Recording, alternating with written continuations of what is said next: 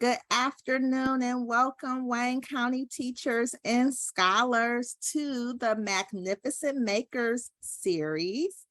I am Dr. Rosalind Shaheed, and my colleagues and I are absolutely thrilled to have you with us today for our first virtual student session.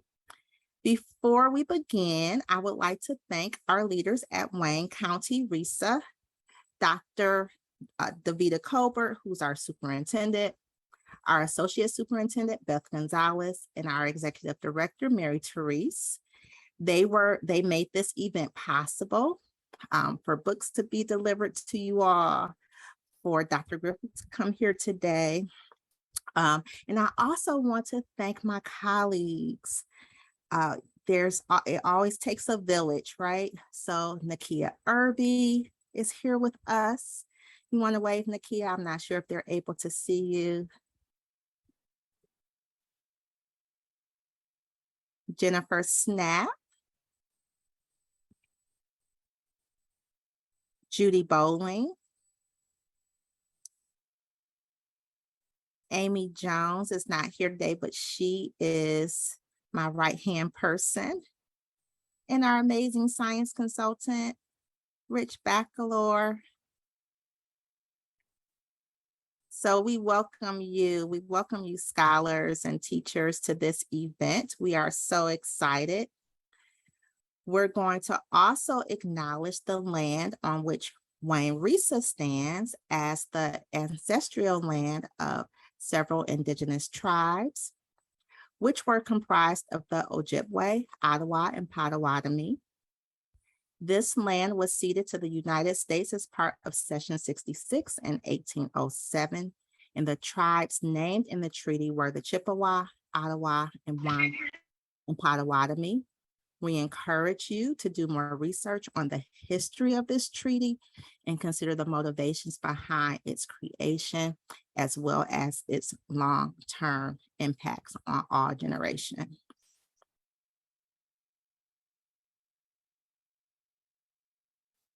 So today, how we'll work together is we want to be in community with you, right? So we need for you to put on your listening ears and listen like a scientist. Be curious, be courteous, and remember our etiquette norms, which include using the chat feature. We understand that many of you are in classrooms, so we offer up for the teacher to man the chat and retrieve questions from students when appropriate, and to remain muted during our presentation, because we definitely want to hear Dr. Griffith's voice. But remember to show your love with those emojis, and you may use the raise hand feature when appropriate.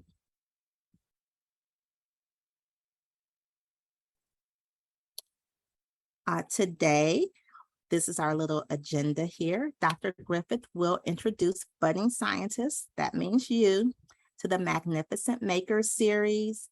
She'll model a science experiment, and she'll answer questions from you at the very end. So make sure that you're listening closely. You're also jotting down questions throughout. But most importantly, we want you to have fun.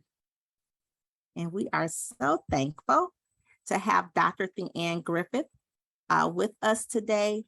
She is a neuroscientist and the award-winning author of the STEM theme chapter book series, The Magnificent Makers, and co-writes the nonfiction series, Ada Twist the Scientist, The Why Files.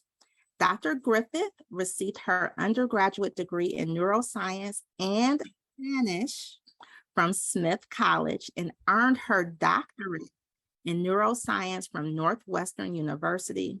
She is currently an assistant professor at the University of California, Davis, where her lab investigates how our nervous system encodes bodily sensations such as temperature and pain. Since she was a little girl, Dr. Griffith has loved both storytelling and science, As a children's book author, she blends these two passions while also working to promote diversity in STEM and inclusive representation in children's media. We know that representation matters, and we believe that each of you matter. Each Wayne County scholar with us today matters tremendously. So please join me in welcoming Dr. Theanne Griffith to our county. Thank you so much for that lovely introduction. I'm so excited to be here today. Let me go ahead and share my screen. All right, so I'll just kind of briefly say again, hello everybody. My name is Dr. Theanne Griffith, and I am a neuroscientist and children's book author. I'm the author of the science adventure series, The Magnificent Makers, and today I'm going to be reading from book 5 in the series, Race Through Space. So I'll tell you a little bit about that in a second. And then after that, we're going to have a discussion about flight, exactly what it is and how different animals and objects fly. I'm also going to do a pretty easy and super fun science experiment to demonstrate a very fundamental principle in flight. And then we're going to end with a little bit of trivia for some hidden figures in Black aviation history. So I'll explain that as we get towards the end of the presentation. But now I'm going to read 2 chapters from the 5th book in the series. And just in case some of you aren't familiar, I'll just kind of give a little recap of the books. So these books follow best friends Pablo and Violet, and sometimes extra characters like Deepak in this case, on these out of this world adventures into a magical laboratory called the Maker Maze. And there they embark on a science challenge where they not only get to learn cool science facts, but also do some fun science experiments themselves. So where I'm going to start in book 5, Pablo, Violet, Deepak, and the rest of Mr. Ng's 3rd grade class are on a field trip to the meadow, to the Newburgh Meadow, where they're getting ready to witness a meteor shower. But before they can do that, they're going to get a riddle from the kind of kooky Dr. Crisp, who is the scientist in charge of the Maker Maze. So I'm going to go ahead and read 2 chapters from Race Through Space. And then again, we'll talk a little bit about more about how things get to space or can fly in the first place. Okay? All right, let's get into it.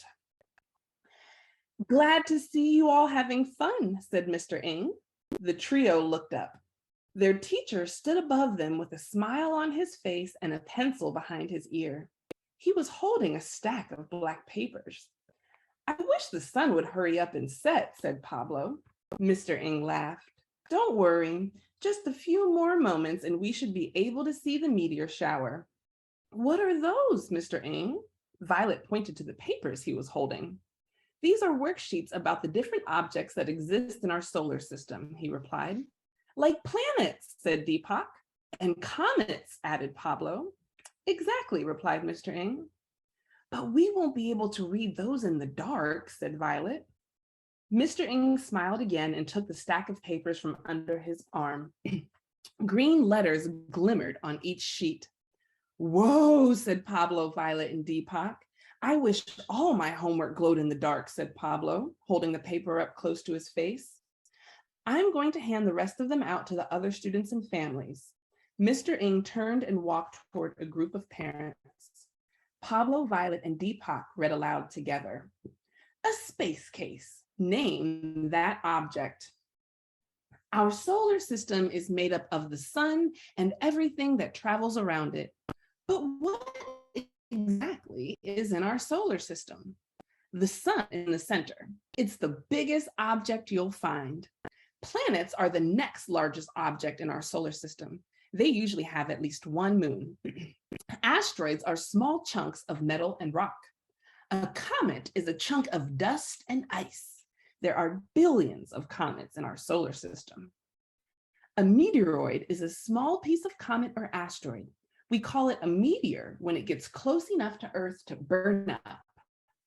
If a meteor lands on Earth, it's called a meteorite. Violet bit her lip. Dust and ice. She reread the sentence. That sounds like a dirty snowball. Pablo and Deepak laughed. I didn't know meteors came from asteroids, said Pablo. Really? Asked Deepak. He tugged his ear. I knew that. Pablo scratched his cheek. Well, I mean, he began. His face turned a little pink. He had been reading about meteors all week. How did I forget that? He wondered. Out of nowhere, a gust of wind blew through the meadow. The trio gripped their worksheets. As the wind settled, they could see a stray black sheet of paper flipping through the air. It landed in the grass. I better go get that, said Pablo, standing up. He hurried over toward the piece of paper, but it wasn't a worksheet. Pablo held the black paper with glowing green words. It's a riddle. Violet and Deepak ran over. Does this mean we get to go back to the Maker Maze? Deepak said, staring at the shimmering sheet. Oh yeah, said Violet with a wide smile. The light from the riddle made her kinky hair glow like a crown in the dark. The Maker Maze was a magical laboratory that Pablo, Violet, and Deepak discovered earlier in the school year. It had everything from robots and lasers to microscopes and zero-gravity chambers. And to get there, they needed to solve a riddle like this one. The trio wiggled with excitement as they read carefully. 1, 2, 2.5, 3. How many space objects can you see? Look over there. See that trail of ice and dust? That means a blank just passed by. Oh, yes, it does. And look at that round red blank with its tiny little moons. I wouldn't be surprised if astronauts land on it soon. Oh, geez, watch out. Hurry and duck. Otherwise, you'll be in for a shock. A huge blank is coming, and it's made of metal and rock. Solve this riddle to enter the Maker Maze. The first one has to be comet, said Violet, and the next one is definitely planet. It's probably Mars, added Deepak, which means the last one is meteoroid, shouted Pablo. Pablo, Deepak, and Violet waited. Nothing happened. Maybe it's asteroid, since it's massive, Violet suggested. Without warning, the ground began to shake. The grass and flowers vibrated. It felt like the earth was dancing beneath their feet. Pablo, Violet, and Deepak held on to one another to keep from falling. Boom, snap, whiz, zap. Chapter 3. The ground became still. The grass and flowers didn't budge. The three friends slowly wandered around the silent meadow.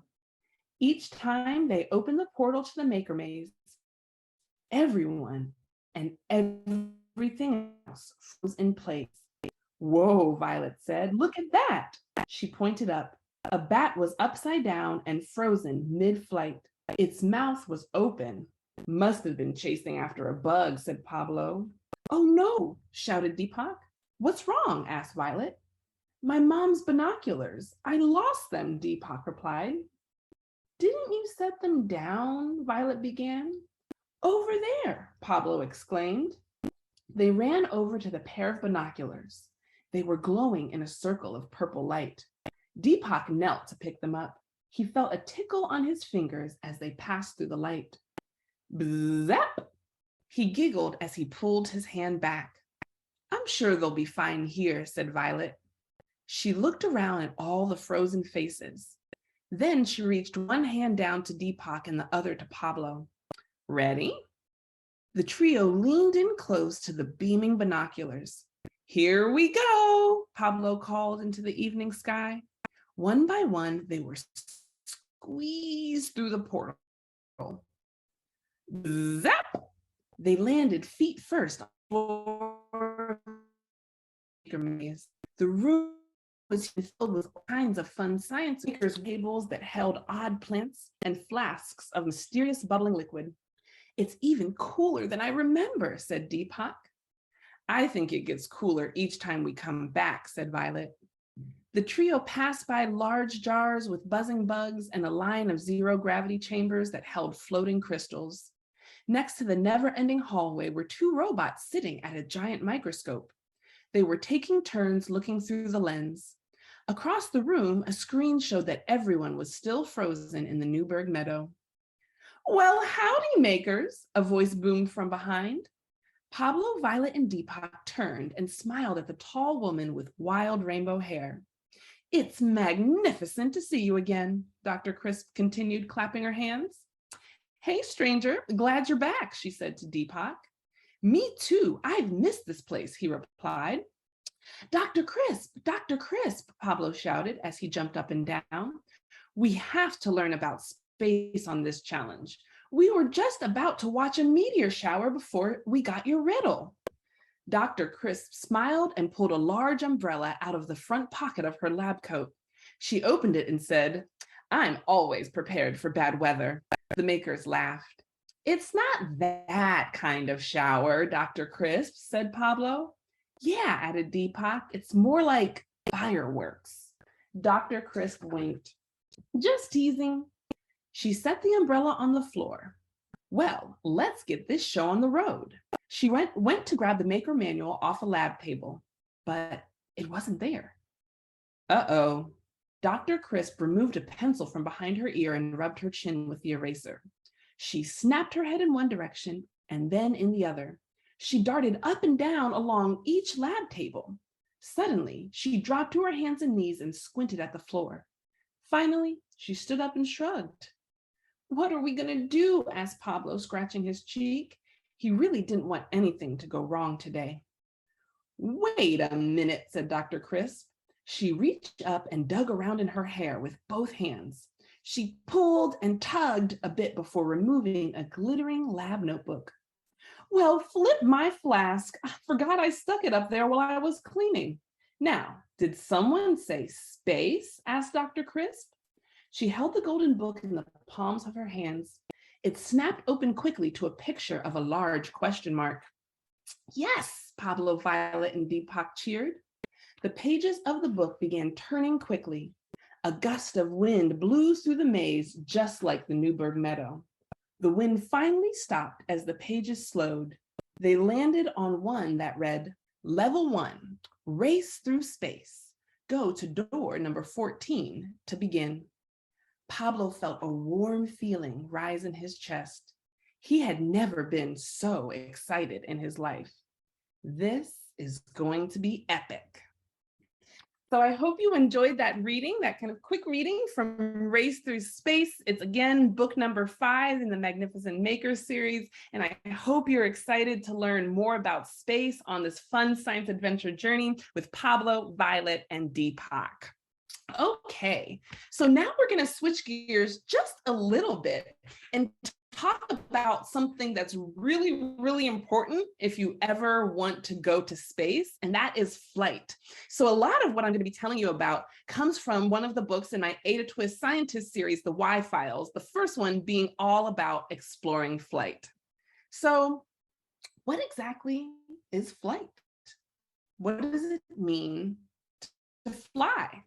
Flight is when an object moves without touching anything on Earth. So when something is flying through the air, we call that aviation. So birds, bats, planes, bugs, when they're flying through our atmosphere, that's called aviation. When something flies through outer space, they break through our atmosphere and they leave, that's called space flight. So rockets and spaceships and satellites, all of those things engage in what we call space flight. So again, aviation is when it stays within our atmospheres, but it's not touching anything. And space flight is when an object goes into outer space. So how exactly do animals or objects fly? Well, an object needs force to fly. So you might say, well, what is force? It sounds like kind of like strength. But you can think of force as a push or a pull that can change an object's speed, shape, or direction, okay? So force isn't something that we can necessarily see, but it's something that we can feel. So for example, gravity is a force that pulls us down to the ground. We can't necessarily feel gravity, but we know that it's acting on us because we're not just floating through the air, right? So gravity is an example of a force. So in flight, there are 4 different forces. The first one is thrust. So this is a force that's going to push an object forward, okay? So plane engines, for example, when they turn on, they provide thrust that pushes a plane forward. Drag is the opposite of thrust, and that is a force that pulls an object backwards. So if it's really, really windy and a bird is trying to fly directly into that wind, they're going to encounter a lot of drag that's going to be pulling them back. The other 2 forces are lift. So this is a force that pushes an object up. And then a science experiment I'm going to demonstrate momentarily is going to really highlight how that happens. But you can think of lift as a force that is pulling us off of the ground. And the opposite of lift is weight. And that is what is pulling an object back down to the ground. So because we have weight, gravity pulls us back down. So again, in flight, there are 4 forces. Thrust pushes something forward, drag pulls it back, lift pushes the object up, and weight pulls it down. So all of these forces work together for objects and animals to fly. So we can take a look at how different animals, objects, and even insects fly, because even though they use all of these 4 forces, they use them in slightly different ways. So we can first talk about thrust. First talk about birds. Birds fly using, again, thrust, lift, weight, and drag. The wings of flying birds have this really special shape that allows them to fly. They're curved on top and they're flatter on the bottom. And this special shape is called an airfoil. Okay, so again, an airfoil is when you have a curved top and a flat bottom. And what this does is it makes the air that moves over the top of the wing flow faster than the air going below, having that curved top. And this is what creates lift, to lift the bird out of the air. I know that might sound a little strange, but I'm going to show you exactly how that works in a second. A bird doesn't have engines like a plane or a rocket, and instead it makes thrust by flapping its wings. So it gets momentum that thrusts it forward by flapping its wings, and then those special shaped wings called airfoils allow them to lift up in the air. And again, it's the fact that they have this curved top that allows air to fly really fast over that creates lift. Okay. Now, do all birds fly? No, they actually don't, because some birds don't have wings that are shaped like airfoils. An example of this would be a penguin. Their wings are more like flippers. They're really, really fast swimmers, but they cannot fly very well. Now, some people might think that chickens don't fly, and that's only a half-truth. So where I live here in California, it's kind of rural, and I was driving to work one day, and I was getting off on my exit, and I saw chickens in a tree. I am not kidding. There were chickens in a tree, and I couldn't believe that this farm had chickens in the tree. And I thought, how did they get there? Chickens can't fly. Well, their wings are just big enough to make enough thrust for them to get from the ground into the air. But they don't have that perfect kind of airfoil shape that allows them to fly long distances. So they can generate enough thrust and enough lift to kind of quickly get up on maybe a fence or in a tree like I saw, but they don't have the right shape to really maintain flight. So not all birds fly, and it really comes down to the shape of their wings, whether or not they can. Now, when people wanted to also fly like birds, and they were developing technology like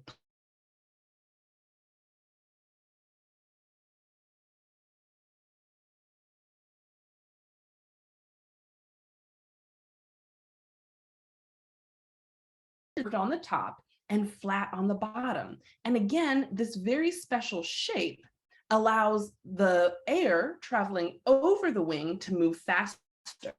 This means this faster moving air weighs less. It's lighter than the air below the wing. And this allows the plane or the bird to lift. And again, this is kind of a complicated idea. It's called Bernoulli's principle. But there's a really fun and simple science experiment that we can do to demonstrate just how this works. So I'm going to go ahead and stop sharing my screen very quickly and demonstrate this very kind of simple and fun science experiment that shows you how you can get lift by having faster moving air on top than slower moving air on the bottom.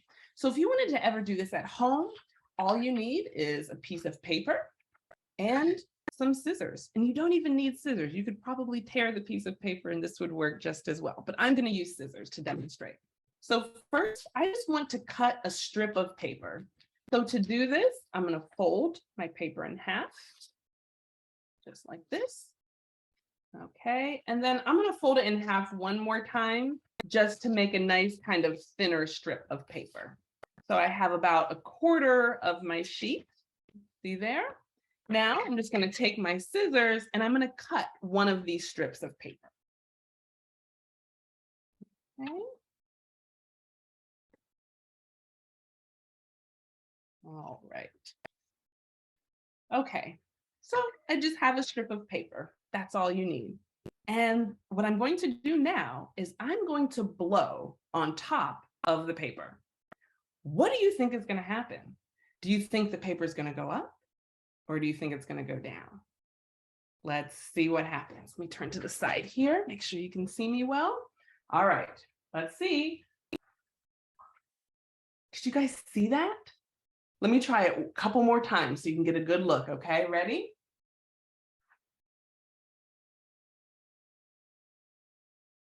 As I blow on top of the paper actually lifts up. It doesn't go down.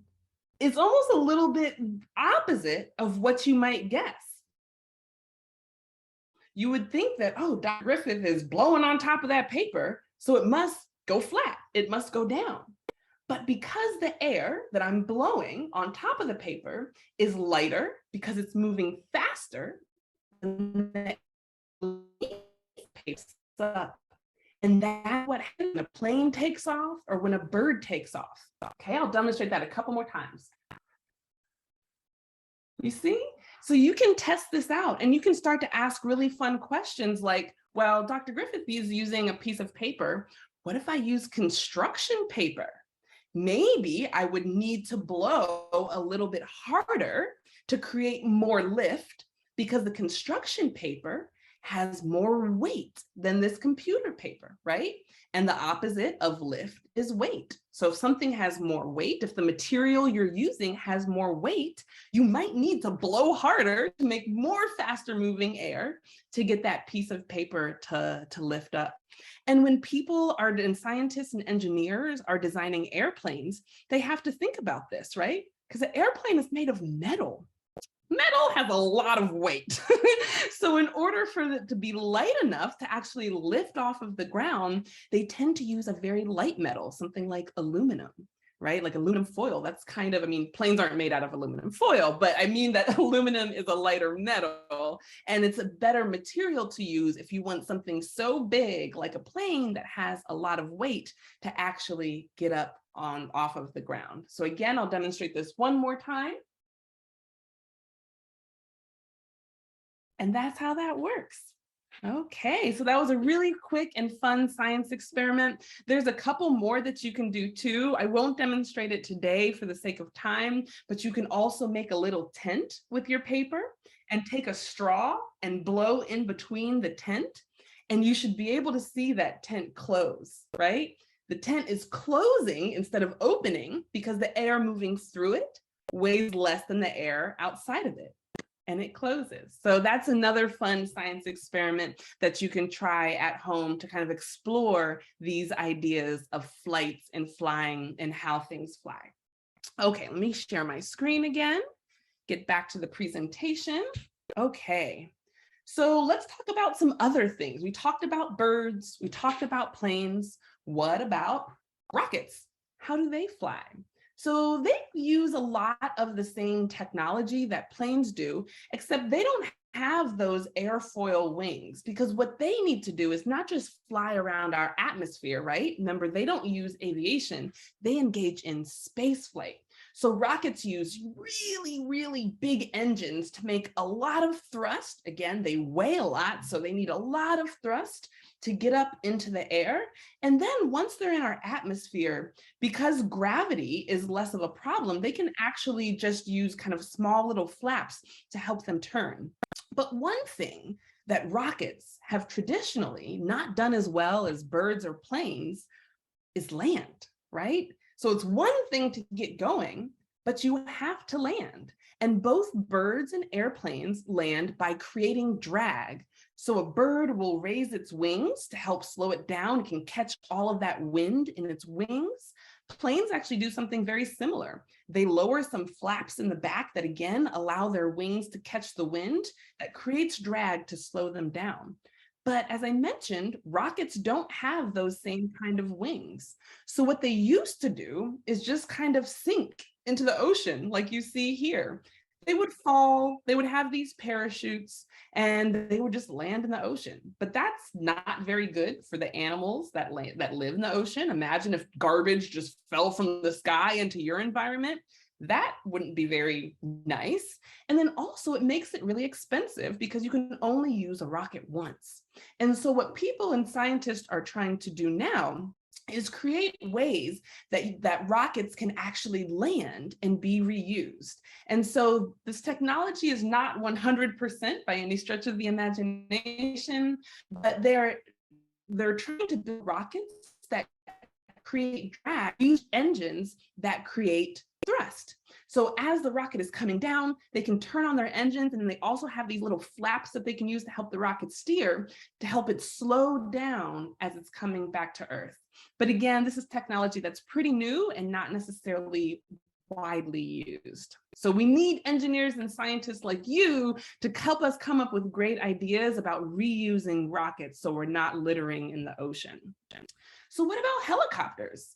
Helicopters actually use the same airfoil shape that planes do. But as you can see from a helicopter, they don't just have two wings that go out to the side. They actually have spinning blades that swirl on top. And this is a different force. So we talked about thrust and drag, lift and weight, but helicopters, and actually some insects as well, use another force called torque. It sounds like fork, but with a T, so torque. And you can think of torque as a twist. It basically twists the air like a little tornado. And as if, I don't know if you've ever seen a video of a tornado, but tornadoes can also pick up a lot of things and lift them off of the ground. And so that kind of tornado-like spinning, plus the engines and then the back propeller also help helicopters fly. So there's another a force for flight, which is called torque. And you can think of it as a twist. So we've talked about, planes, helicopters, rockets, birds, but what about bees? So remember I talked about how chickens can't fly so well because they have these kind of little wings and a relatively big body? Well, so do bees. As you can see here from this picture, bees have tiny wings compared to their big old bodies. And they don't use Bernoulli's principle to fly. So how exactly do they fly? This is something that puzzled scientists and mathematicians for a very long time. But it was not necessarily recently, but eventually discovered that bees don't flap their wings up and down like birds do. Instead, they move them back and forth, and they also kind of rotate them in all different directions. And they also, in addition to their wings, use these very special muscles inside their body. This is something called indirect flight. So indirect flight is when you don't just fly using your wings, but you fly using a combination of muscles and wing movement. And this is how most insects actually fly. And this combination of strong muscles and wings that can move in all kinds of directions allow bees and other bugs who have little wings compared to their bodies to spin, because it creates a lot of force, a lot of torque actually. And they almost make little mini tornadoes under their wings. Let me hope that this video works. Okay, great. So you guys can see this in action. Bees actually have really interesting flight mechanisms. Most people, when they think about flight, they think of a very direct kind of flight where there's a muscle that pulls on the wings to make them be able to flap their wings. In insects, there's only two orders that really do that, and they're very primitive. One of them is dragonflies, and one of them is mayflies. However, most other insects actually have something that's called indirect flight. And what this actually means is that they conserve energy by being able to use other muscles inside their body, and they actually flex parts of their bodies. So the way this works is they have their thorax and they have their wings, and their wings are attached to the outsides of their bodies. But inside of them, they have different sets of muscles. They have some that run from top to bottom and some that run parallel through there. And what they do is they press their body this way or this way to move those muscles. And by doing that, that actually allows them to get both the lifting motion, but also to be able to angle their wings at different angles to get different types of speeds, or if they need to change their movement very quickly. It also allows them to create a general pattern that creates a vortex underneath the wings that lifts them up as they fly.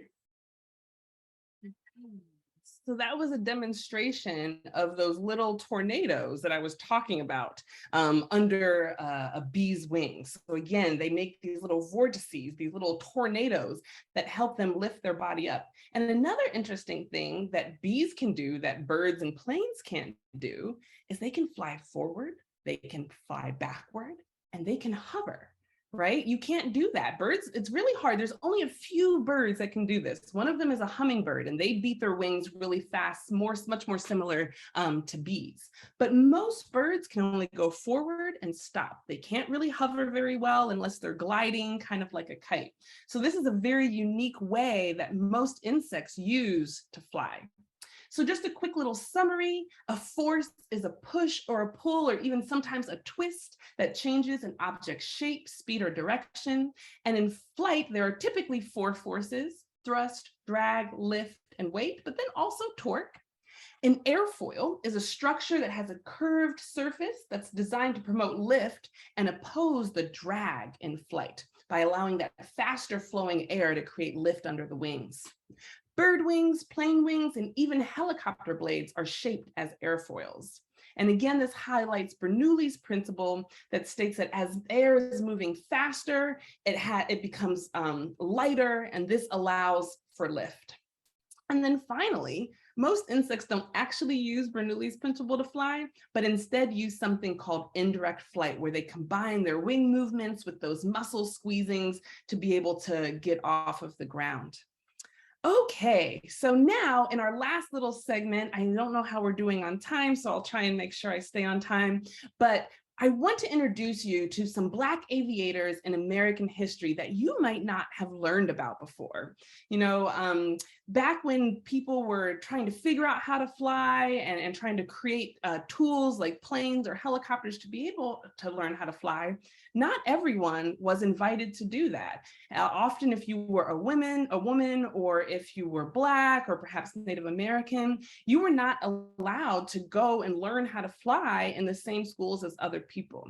And so as a consequence, we've kind of lost a little bit of our history there. And so I'm here to introduce you, or hopefully reintroduce you, to some really important people in Black aviation. And I'm going to do it a little bit trivia style. I know we have a lot of classes, but you can maybe guess aloud in your classroom if you know who you're seeing on the screen. Okay, first person up. You guys might remember her. Does she look familiar? Does anyone have any guesses? This, is Bessie Coleman. She was the first African-American and Native American female pilot. At the time, there were no flight facilities that would teach Black women to fly in America. So she had to go all the way over to France, which she did, and she earned her pilot's license in 1921. And when she came back to the States, she kind of became a celebrity and built her career as an air show pilot. Sadly, even though she had really big dreams of creating an African-American flying school, during one of her test flights for her stunts, her plane crashed and she unfortunately died. And this was because back when people were recently inventing planes, they weren't the safest. Now planes are very safe to travel in. But 100 years ago, that wasn't really the case. And so, but through her pioneering work, she opened the doors for a lot of women and Black women to enter into the field of aviation. Okay, does anyone know this face? Anyone ever seen this face before? This is Eugene Jacques Bulliard. He was the first African-American military combat pilot. He was originally born in Georgia, but he too ended up going to Europe, found his way to London, and then later settled in France, where he was an entertainer and a boxer. During World War I, he ended up actually fighting for France and became a decorated infantryman, someone who flies planes, and he trained as a pilot before receiving his pilot's license again in France in 1917. He went on to participate in more than 20 combat missions. And also, a fun fact, because of his connection to the entertainment industry, he became a famous nightclub owner and ended up rubbing shoulders with some people that you might have heard of, like Louis Armstrong or Josephine Baker, who were famous performers back in the early 1900s. And unfortunately, again, when he returned to the US, he faced a lot of discrimination that, despite all of his success in Europe, really forced him to just kind of end up working odd jobs. And he wasn't able to really pursue a long-term career as a pilot. What about this face? Has anyone seen or heard of this person before? This is Cornelius Coffey. He was actually a highly skilled car mechanic. So he learned a lot about engines and cars and fixing cars, but he always dreamed of becoming a pilot. And he ended up becoming the first African-American aviator who had both a pilot's license and a mechanic's license. And he ended up settling in Chicago, and he was the first Black person to found a non-university affiliated flight school. And through his flight school, he advanced the career of many Black pilots in the Chicago area. He was also the husband to Willa Brown, which might give away who this next person is. Yes, you might guess correctly, this is Willa Brown. So not only was she wife to Cornelius Coffey, but she was actually the first Black woman to receive her pilot's license in the United States. So remember, Bessie Coleman had to fly over to Europe in 1921. But in 1938, Willa Brown was able to earn her pilot's license here in the United States. But she was what we could call a Renaissance woman. She did many things. She was also the first Black woman to serve as a Civil Air Patrol officer. She was also the first Black woman to receive a commercial pilot's license, which means she could fly on planes like American Airlines and Southwest that has actual passengers and not just cargo. And she wasn't done there. She was also the first Black woman to run for Congress, and together with her husband also helped advance the careers of many Black pilots in the Chicago area. Okay, does anyone know who this is?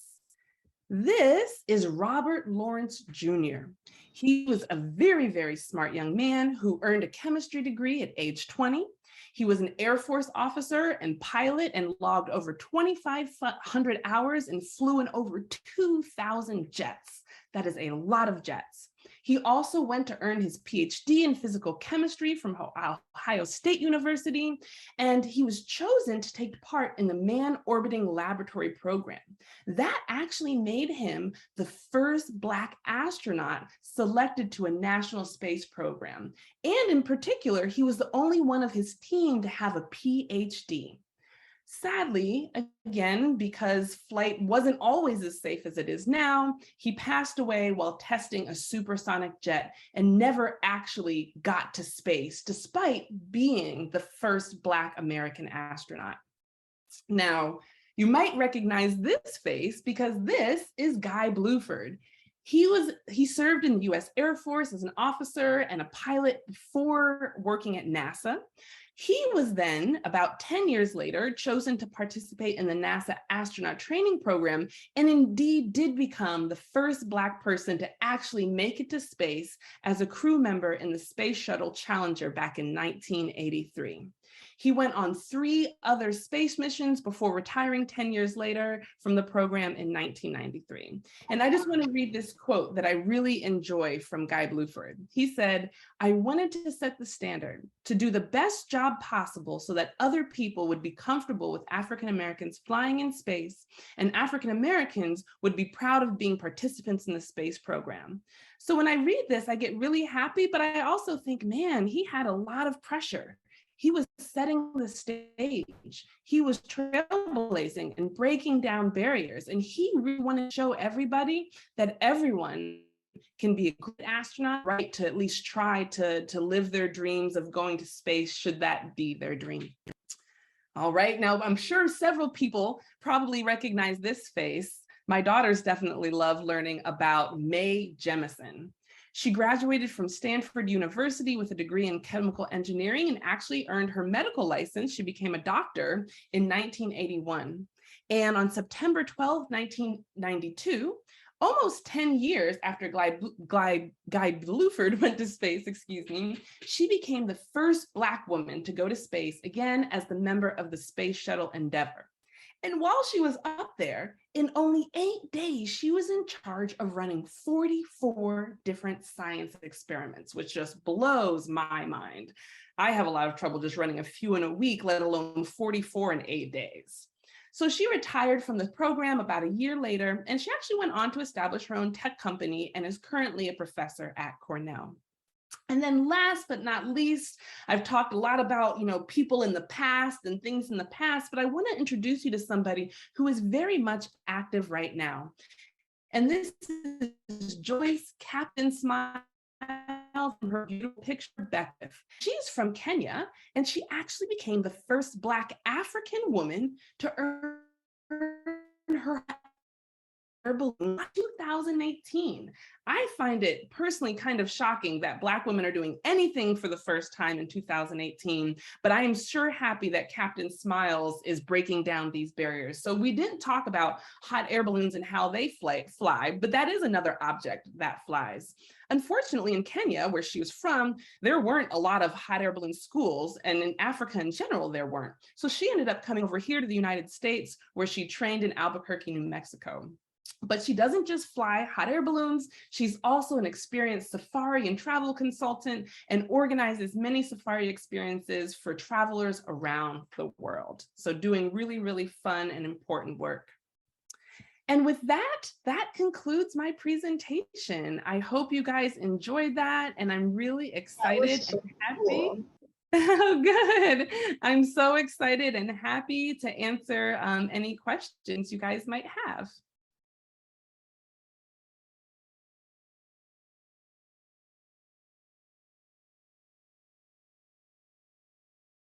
Ooh, wow, we have 75 comments in the chat. Hey,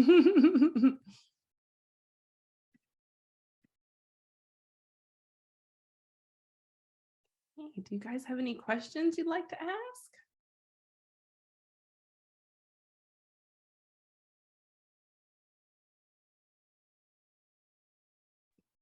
Okay, we have a question, Dr. Griffith, in the chat that says, my class is curious. This is from Miss Maxwell's fifth graders.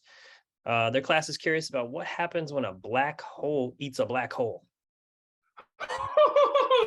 That is a good question. So that sounds like a space disaster. And I don't have a really, really good answer for that, but I can tell you what might happen. And we actually, so in Race Through Space, they learn a little bit about black holes and exactly what happens. So a black hole, you can think of it, it has a lot of force. It has a lot of gravity, all compacted into one little tiny center. And so this kind of theory of what they might think that something that could happen if a person would get too close to a black hole, which again, would never actually happen, but they think that you would get stretched out like a long piece of spaghetti because the gravity would be so strong and pull you so fast towards the center of the black hole that it would literally just stretch you out. Again, this wouldn't actually happen because we would never go that close to a black hole. We wouldn't even survive making it that far into space. But that's the theory behind what they think would happen if a person or an object got too close. So Miss Hyatt's class has I think kind of a related question. You've talked about a lot of different sciences in this presentation, but you're a neuroscientist by training. So what made you want to be a neuroscientist, and how did you choose that? So when I was in high school, I took an advanced placement biology class, and I learned something there that really blew my mind. I learned that our brain cells, the cells inside of our head, talk to each other using electricity.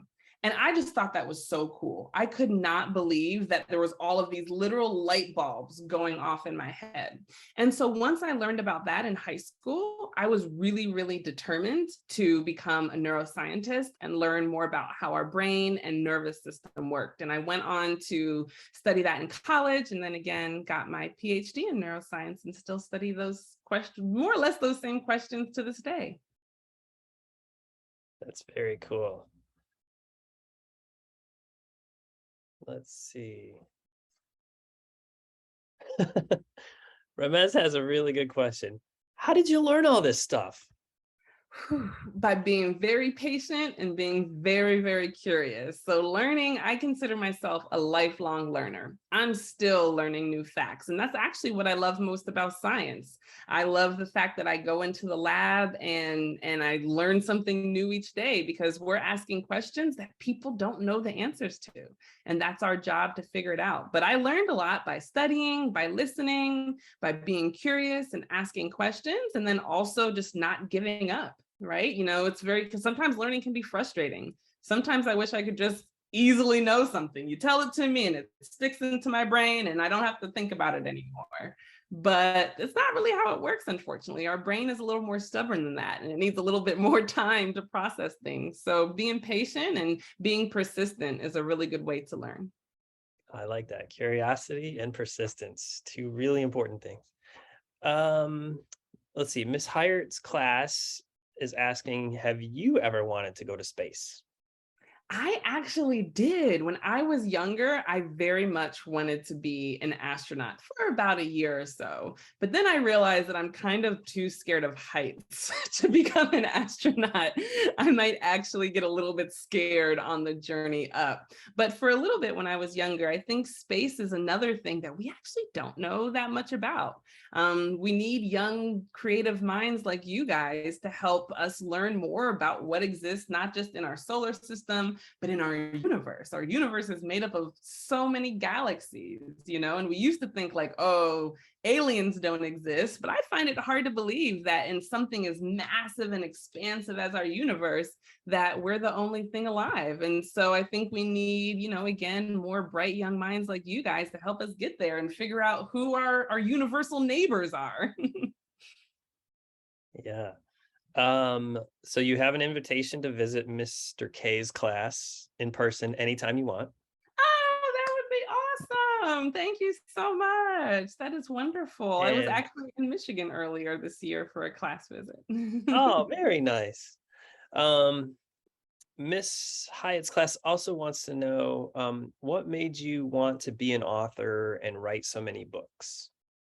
That's a good question. So ever since I was a little girl, I loved reading and writing. I loved kind of escaping into a story. Like stories are a way for you to just not be where you are right now.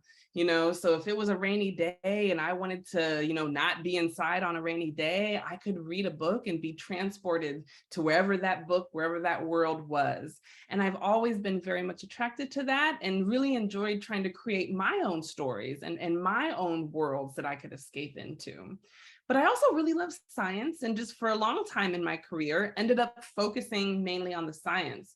But it was actually after I had my oldest daughter and I was reading to her all these wonderful children's books that I decided, you know what, Deanne, you could do this too. You've always wanted to write.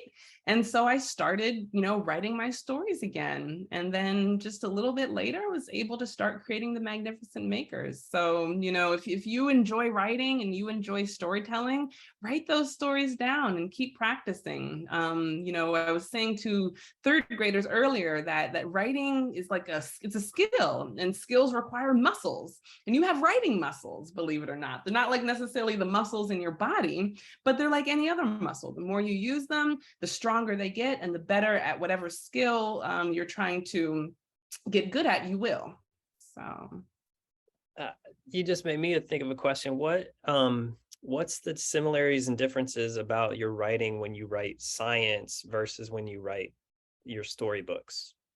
right. So I would say the main difference. So as a scientist, I have to write a lot. So anytime we do a bunch of experiments, I need to write them up and share them. It's kind of like writing a lab report.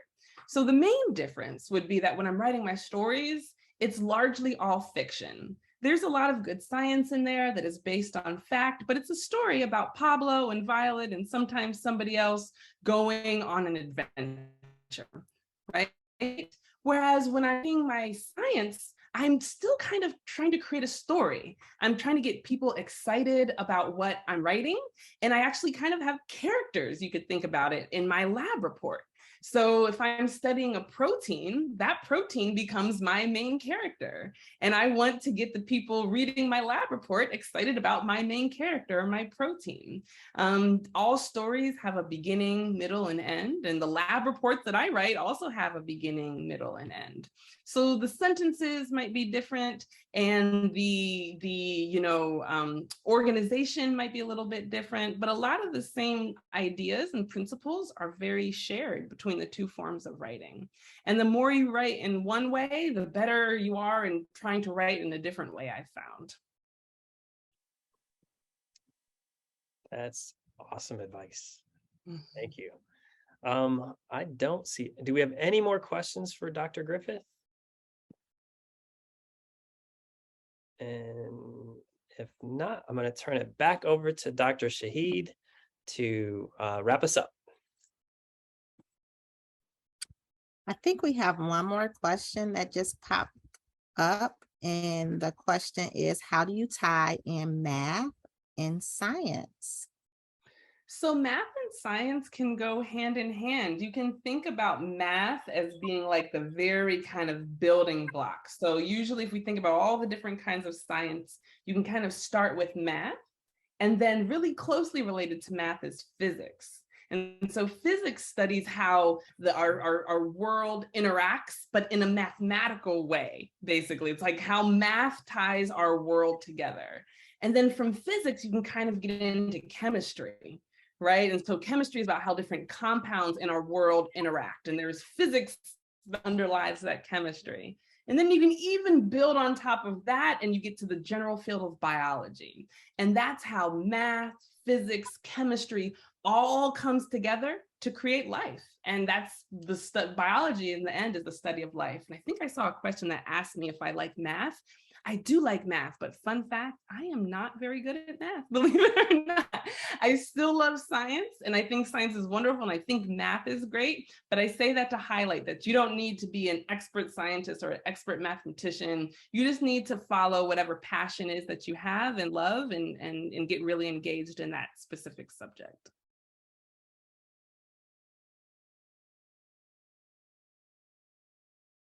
You're on mute, Dr. Shahid. We want to thank you. We want to thank you, Dr. Griffith, for this amazing presentation. We want to thank all of our scholars. And scholars, please applaud your teachers. They actually applied to be part of this because they thought you were so excellent, so deserving to be in community with our author and neuroscientist. So make sure you give your teachers a big round of applause. We thank you, Wayne County scholars. We appreciate all of you. And thank you, Dr. Griffith. We love this presentation. We hope you'll be able to join us again soon. Of course, this was wonderful, wonderful. Thank you so much for the invitation, and thank you all for your attention. I really appreciate it. I hope you enjoyed.